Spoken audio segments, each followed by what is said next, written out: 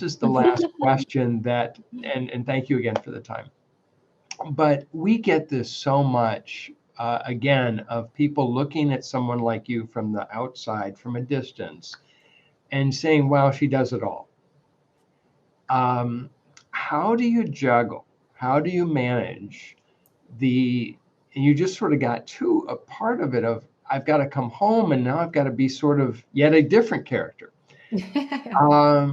And how do you manage the work family? And I don't even call it balance anymore, but how do you manage the salad of work family? Yeah, that's a great question. I think especially over the last year and a half, right, when we all had to work from home and like kids were doing like virtual school or whatever, those worlds collided, right? And so the salad became more of a salad like than like ever before.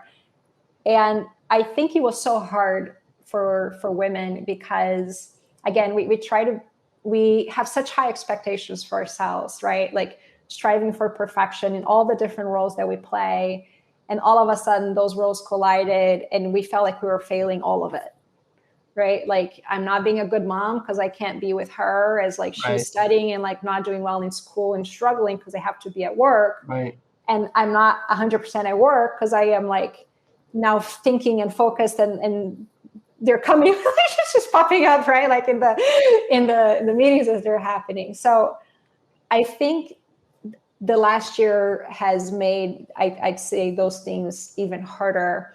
But what I will say too is one of the biggest lessons I have had in leadership happened maybe 2 years ago. This was before COVID, but an amazing woman in my team who's just truly incredible and has kids and all of that came to a meeting with me, and she just was really tired and struggling with it and beating herself up for it. And she said, but Tatiana, I don't understand. Like, you look like you do it all. Like, you got it. Like, what are you doing that I'm missing?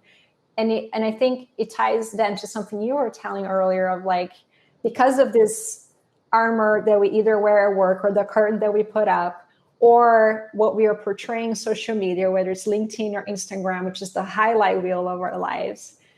The truth is, like, people, especially people around us and even those closest to us in our team, are comparing their own messy, guilty, like, I don't know what the heck I'm doing every day kind of novellas going on inside their head to what I'm portraying as a woman leader. Yeah.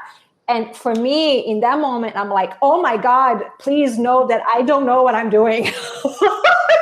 Like, I do not have it all together. Like, I feel horrible about, being not with my kid and my family all the time.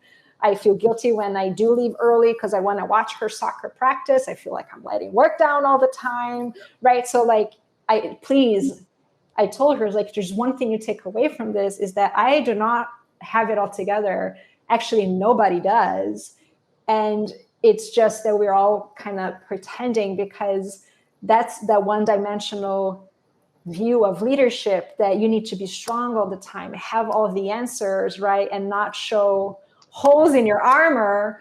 And I have actually learned that I needed to take that facade down, to pull the curtain down at work. And vulnerability to me is now a strength, not a weakness, but a strength. Right. And being real with my team about the challenges I face, how hard it is, and just being really open about it, like, has been transformational, not just for me as a leader, but the other women in the team and just the team in general. Because now I think we don't feel like we're alone and we can openly talk about it and really lean on each other. Because the other thing is, you need a team. And maybe it's because I played, it's a team sport, so we talked about mentors, but we just all need a support team in life.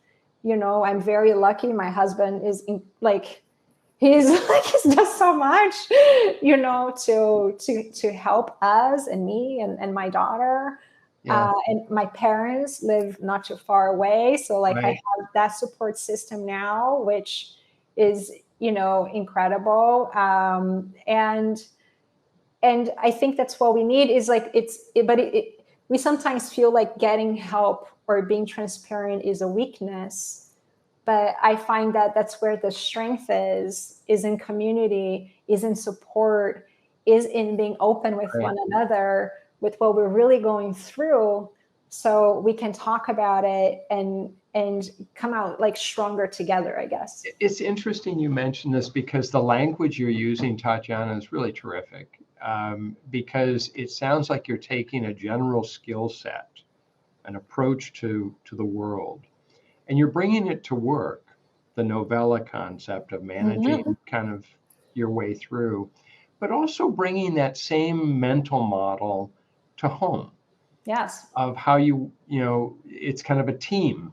That's Mhm. your work group, but it's your homework group Yeah. of your daughter, your husband, your parents, and together using those same skills that have made you so successful in the business world can also work in managing your family, Yeah. uh, albeit maybe with a different set of clothes on, but, Yeah. or a different persona.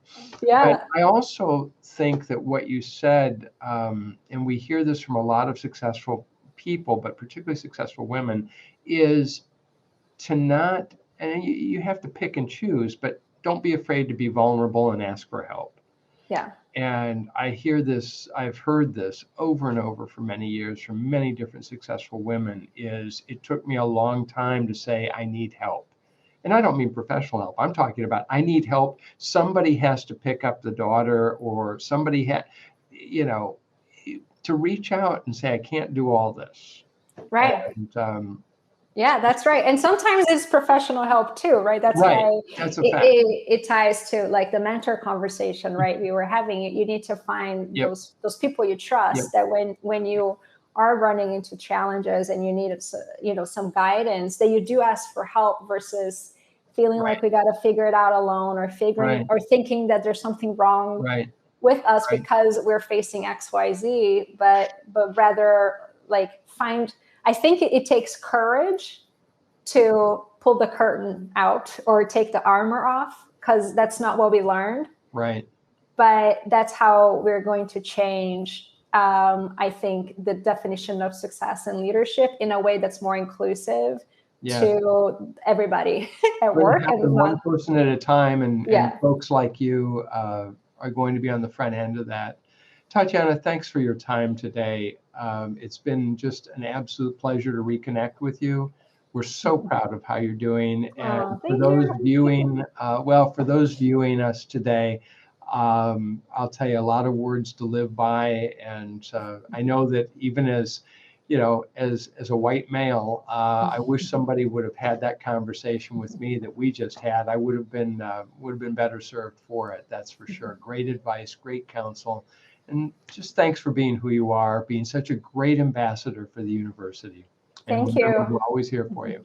Thank Take you care. so much, then. Thank you. Thank you so much, Tatiana. Take care now. Bye bye. Thanks. Bye.